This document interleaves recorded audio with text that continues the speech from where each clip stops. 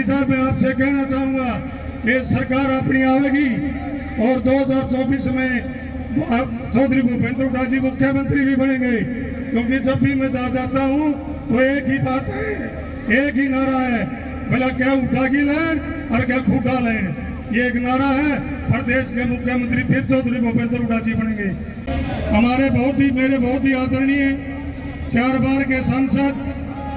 सबसे कम उम्र में हरियाणा प्रदेश के उज्जवल भविष्य,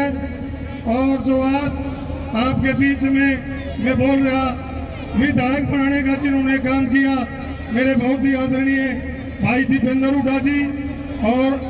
उनके साथ आए मेरे राजनीतिक गुरु प्रोफेसर वीरेंद्र जी, मेरे बहुत ही आदरणीय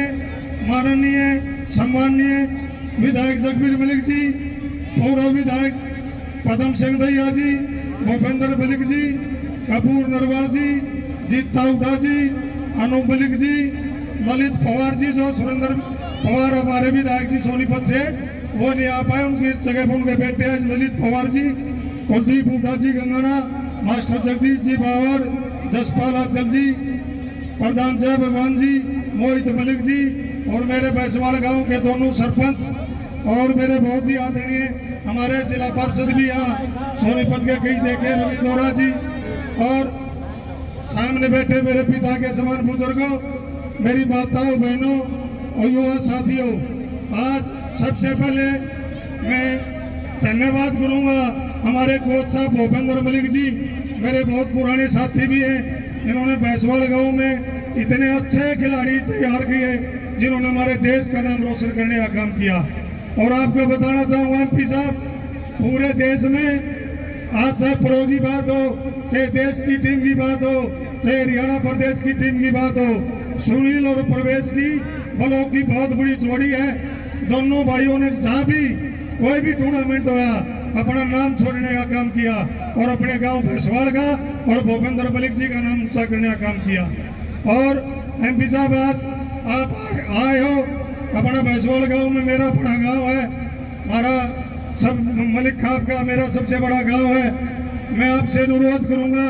कि आपने देखा जब से बीजेपी और जेजेपी की सरकार आई है, जब से किसान के साथ हो चाहे किसी के साथ, सबके साथ भेदभाव किया, लेकिन सबसे बड़ा दुख की इस बात का है कि इन्होंने खिलाड़ियों को भी नहीं बख्शा, इनके साथ भी भेदभाव किया। एमपी साहब मैं आपसे कहना चाहूँगा कि सरकार अपनी आवेगी और 2024 में चौधरी भूपेंद्र हुड्डा जी मुख्यमंत्री भी बनेंगे, क्योंकि जब भी मैं जाता हूँ तो एक ही बात है, एक ही नारा है, भला क्या हुड्डा की लैंड और क्या खुड्डा लैंड, ये एक नारा है। प्रदेश के मुख्यमंत्री फिर चौधरी भूपेंद्र हुड्डा जी बनेंगे। मैं आपसे अनुरोध करूंगा कि जो 10 साल का राज था, जब एक बात ही हमारी पद लाओ पदक पाओ की नीति, मैं आपसे अनुरोध करूंगा आप हत्याई पदक लाओ पद पाओ की नीति लागू करना, ताकि जैसे पहले चाहे योगेश्वर दत्त की बात करो, आपने डीएसपी लगाने का काम किया, चाहे सुशील फोगाट की बात हो, चाहे और किसी की बात हो, चाहे कबड्डी के खिलाड़ी इंस्पेक्टर लगाने की बात हो, तो मैं आपसे विनती करूंगा कि जब सरकार आपकी 24 में आएगी तो आते पदक लो पदभाव की नीति लेके आना, जिससे हमारे जो खिलाड़ी हैं ग्रामीण अंचल से, जैसे प्रवेश हो चाहे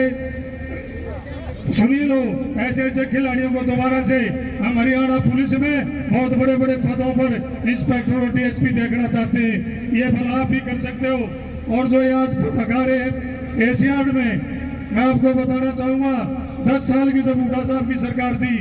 हुड्डा साहब आपकी देन है, आपने प्रोत्साहन किया, आपने डीएसपी इंस्पेक्टर लगाने का काम किया, इसलिए आज ये पदक है,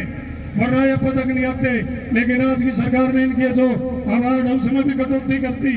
पहले एशियाड की बात थी 3 करोड़ 2 करोड़ और 1 करोड़, लेकिन उन्होंने कुछ महीने पहले इनमें भी अवार्ड में भी काटने का काम किया। 3 करोड़ तक गोल्ड का और 1.5 करोड़ सिल्वर का, थर्ड का 75 लाख, ये हर तरह से कटौती कर रहे हैं। मैं दोबारा से आपसे कहूँगा आते ही पदक लाओ पदभाव की नीति लागू करना, फिर से हमारे भैंसवाड़ गांव के इंस्पेक्टर और डीएसपी लगने का काम करें।